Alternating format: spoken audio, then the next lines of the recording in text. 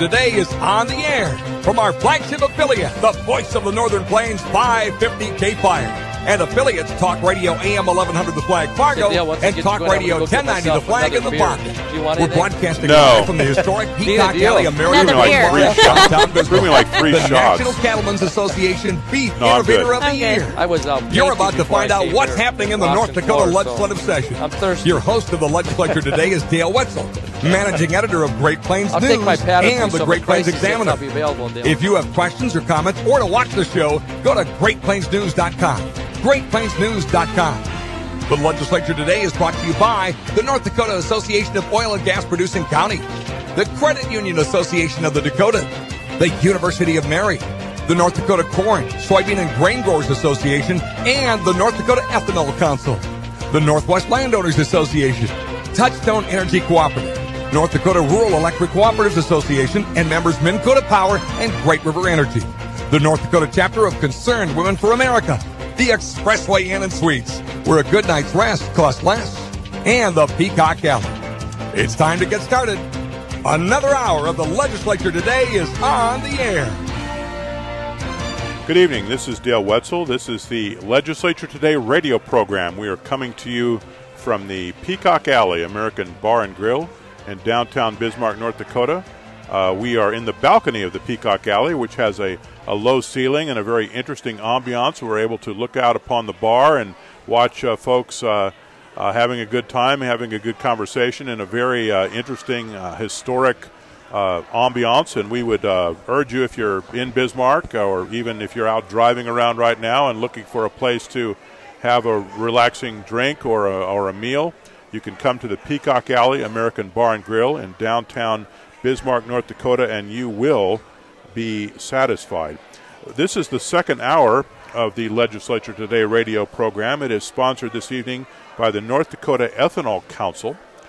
We have with us as guests, we have Mr. Jeff Zuger, who is the general manager of Blue Flint Ethanol, which is an ethanol plant near Underwood, North Dakota, in west central North Dakota, and he is the chairman of the North Dakota Ethanol Council. We also have with us Dina Weezy, who is the director of the North Dakota Ethanol Council, and they're with us here in the balcony of the Peacock Alley. And on the telephone, we have a gentleman named Mr. Rich Kreger, the head of Advanced Transportation Technologies Department at Wilson Community College in Wilson, North Carolina. We'll be speaking to these folks in a moment. First of all, I thought I'd give you a little summary of what happened in the legislature today. One of the big items on the agenda in the legislature was the approval in the Senate of the governor's education finance package. What this does is it caps local school property tax rates. It's expected to reduce local property tax bills by about one-third of your school property tax, which is the biggest chunk of your property tax bill. It raises North Dakota's minimum salary for starting teachers from $22,000 per year to $27,500 a year. There was a push by Senate Democrats, who are in the minority in the North Dakota Senate, and the Democratic caucus is in the minority in the legislature generally.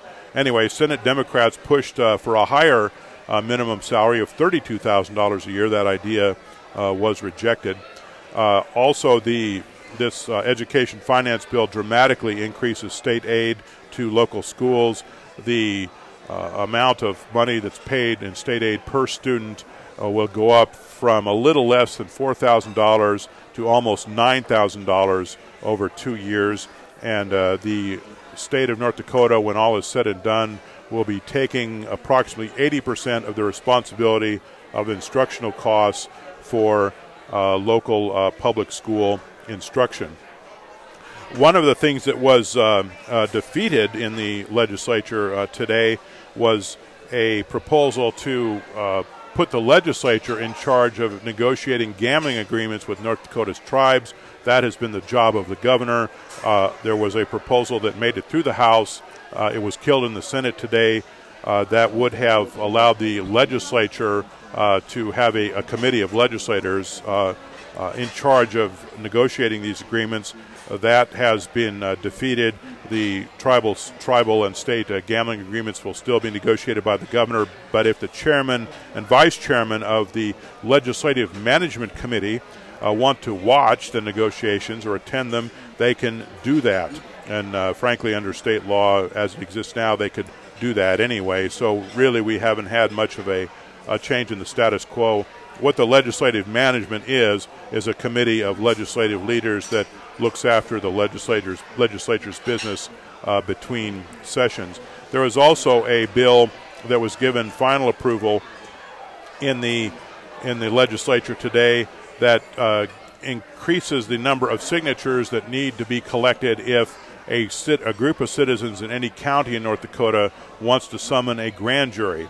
This became an issue last year during the campaign for governor when a group of Dunn County residents wanted to summon a grand jury to investigate the Republican incumbent governor, Jack Dalrymple, who was reelected, because of the governor's acceptance of oil industry contributions.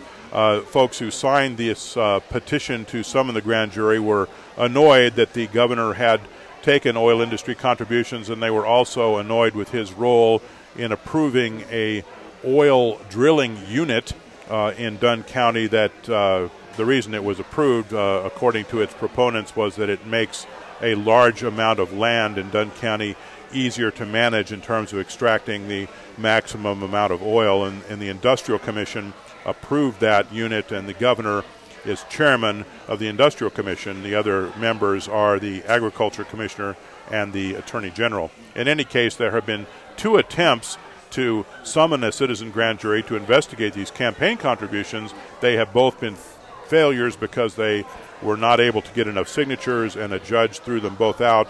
What this legislation does is it makes it more difficult to get enough signatures for the petition. Right now, the threshold is 10% of the number of folks who voted for governor in the last election. What this new law does, assuming that the governor signs it, is it raises that threshold to 25% of the number of folks who voted for governor instead of 10%. It also requires the disclosure by organizers of any petition campaign as to whether or not they are using paid circulators. We're going to be speaking this evening about ethanol and flex fuel vehicles. Again, we're speaking to Mr. Jeff Zuger, the general manager at the Blue Flint Ethanol Plant in Underwood, North Dakota, and chairman of the North Dakota Ethanol Council. We have Dina Weezy, the executive director of the North Dakota Ethanol Council, and we have Mr. Rich Kreger, the head of the Advanced Transportation Technologies Department at Wilson Community College in Wilson, North Carolina. Mr. Kreger, are you there? I am. First of all, sir, did I pronounce your name correctly? You did very well. Kreger, like Kreger Wheels. I'm from McCreger, so. All right, Kreger Mag Wheels, outstanding. Can you tell me, Mr. Kreger, Professor Kreger, about the Advanced Transportation Technologies Department? What is it that you do? Well, we're all about workforce development. We're all about training technicians to work on the new generations of vehicles and the new technologies of vehicles that are appearing on the road. And currently, we are offering a 3-pronged program. First of all, we have a traditional automotive degree program, associate's degree program, but it incorporates technical training in biofuel vehicles, gaseous fuel vehicles, and electric vehicles. But we are also offering 2 diploma programs, one of them in the gaseous fuels and electric drives, along with biofuels, and the other diploma program is in light-duty diesel technology. So we're pretty excited about that, and we're one of the first schools in our state to be offering that selection to our students.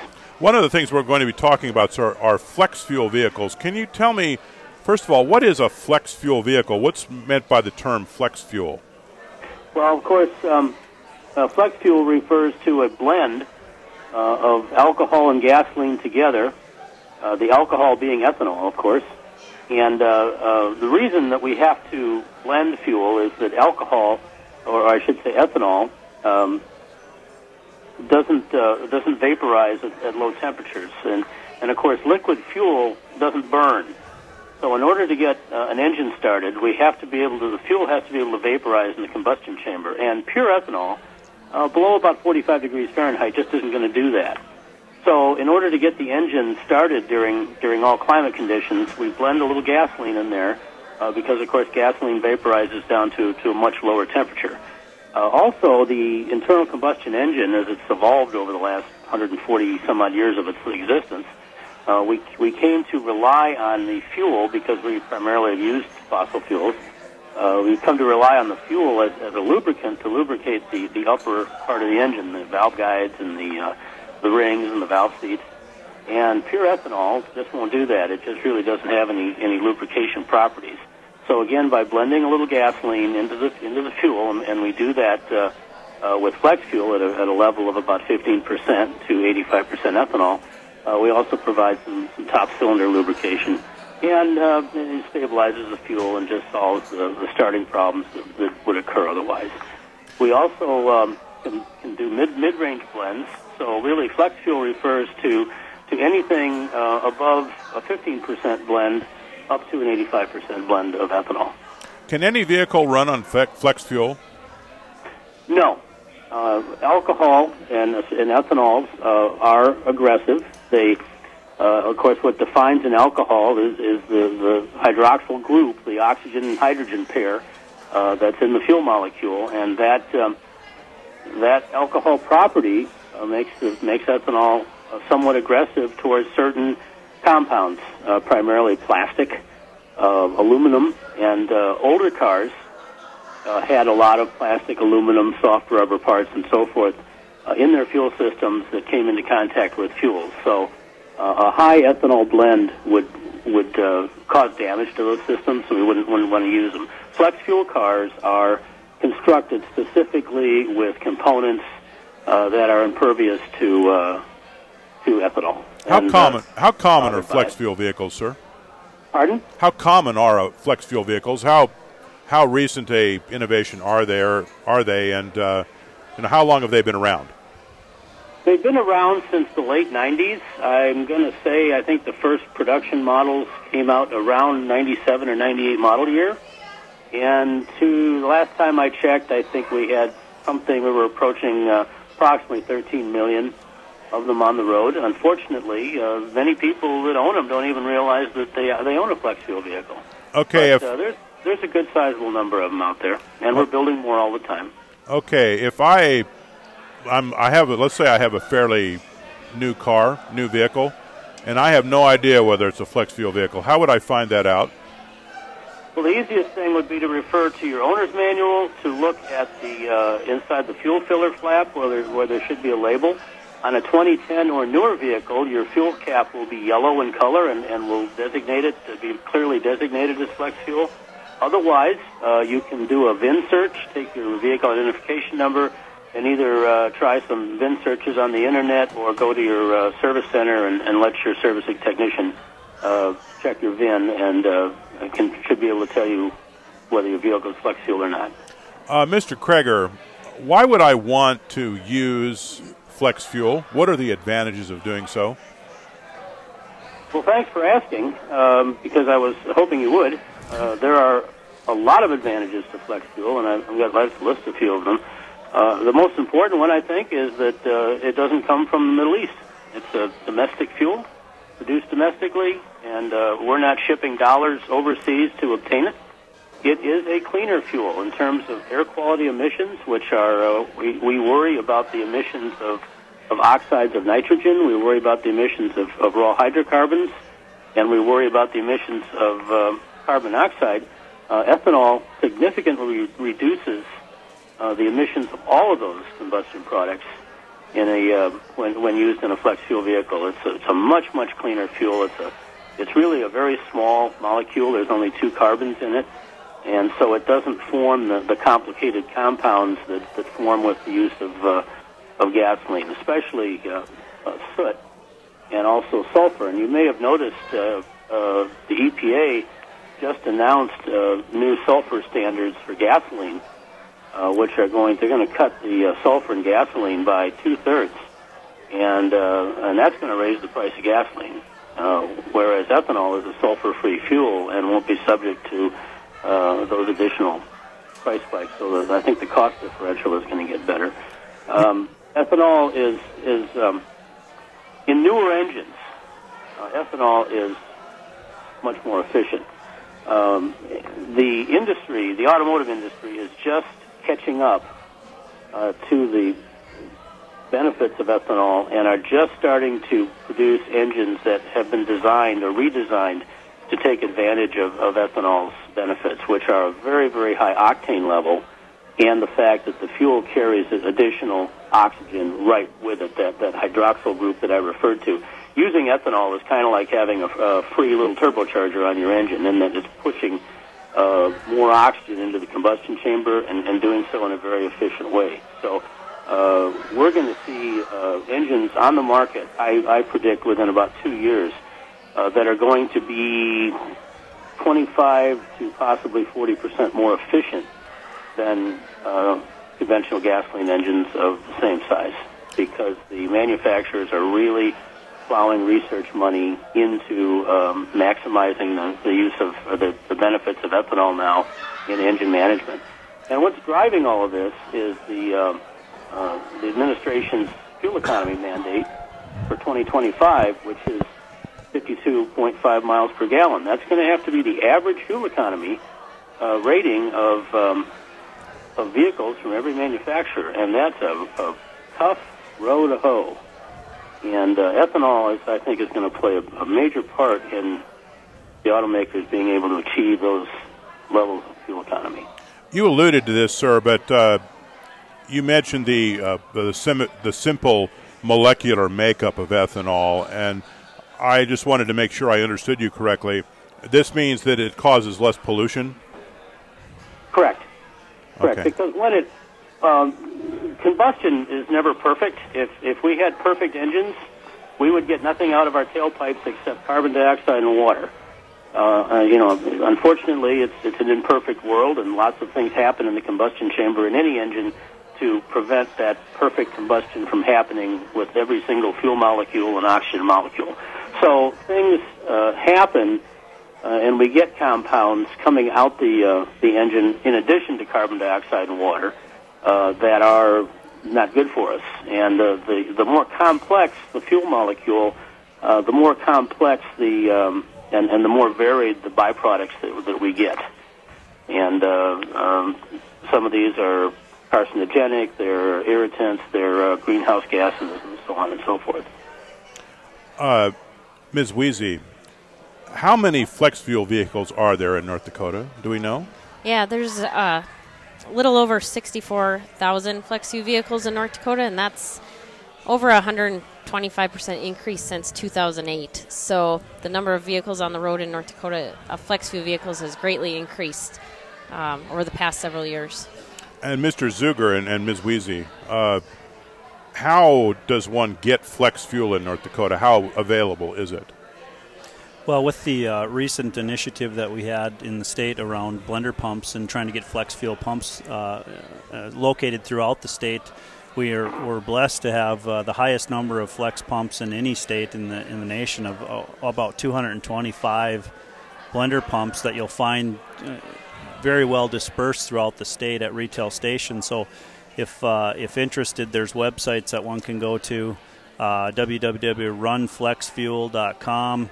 There's apps for smartphones. If you go to your smartphone and look for an application and type in Flex Fuel Finder, you'll find 2 or 3 apps that'll give you a map location right to these facilities, so you can find flexible fuel in your neighborhood.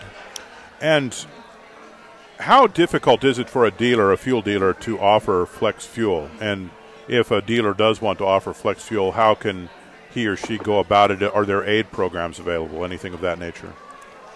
Like Jeff alluded to, the North Dakota Blender Pump Program actually was an initiative during the 2009 session, and was continued through the 2011 during the 2011 session, and it provided a cost share program for retailers to put in pumps, and that's what enabled the 200 pumps in the 40 communities. That was a combination between a state effort, and then the North Dakota Corn Growers Association also contributed funding to that program as well. So that is what got the pumps currently in. If a retailer is interested today, there are programs through the USDA that have funding available, grant programs to cost share in that as well. Can you get E15 in North Dakota? No, you cannot. Why not? Well, there's multitude of steps that have to take place for a retailer to put E15 in place. There's also some things that have to be done from an ethanol producer standpoint, and we're in the middle of that process as an industry in North Dakota to essentially certify our fuel for blending for E15. And then the next steps are for a retailer to essentially put in place fuel misfueling mitigation plans and certify that their infrastructure is E15 compatible. And we're actually really focusing on that as one of our major initiatives in the next year to try and get E15 in place and available for consumers in North Dakota. And I do want to mention, too, that just due to the blender pump program, that's the easiest way to start offering E15 is through the blender pumps. So North Dakota is somewhat ahead of the game, if you want to, per se, in offering that as soon as we kind of cover the regulatory hurdles.